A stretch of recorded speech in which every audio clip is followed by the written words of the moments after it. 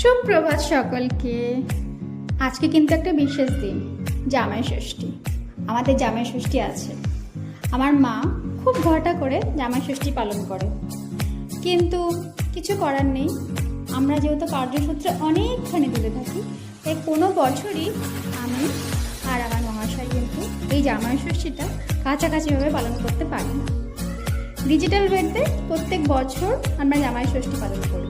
আমার বিয়ে হওয়া যত বছরই হয়েছে আমরা কিন্তু কোনো বছরই কাছে পাইনি। তবে হ্যাঁ, যখন আমরা বাড়ি যাই আমার মা সমস্ত কিছু নিয়ম করে গুছিয়ে রেখে দেন এবং সেগুলো আবার সেভাবেই আমাদেরকে পাশাপাশি জোড়ায় বসিয়ে যা যা নিয়মকানুন ওনাদের করার সেই সমস্ত কিছু করে।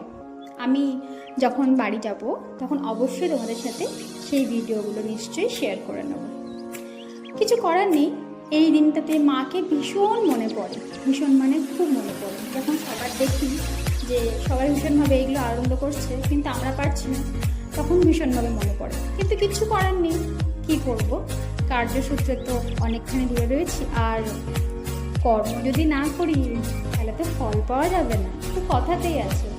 তাই ফলের অপেক্ষা না করে কর্ম করে যাচ্ছি।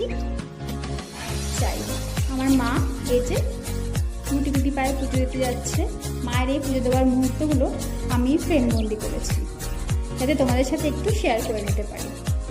আর ঠিক প্রতি বছরের মতন এই বছরও মা ডিজিটাল ওয়েতে জামাই ষষ্ঠী পালন করেছে। পুজো দিয়ে এসে আমাদেরকে ফোন করেছে আর ভিডিও কলে জামাই ষষ্ঠী পালন করেছে। আজকের মতো ব্লগটা আমি এখানেই শেষ করলাম। মনে একটু দুঃখ রয়েছে। আমার কন্টেন্ট, আমার ভিডিও ভালো লাগলে please like, share and subscribe. Thank you.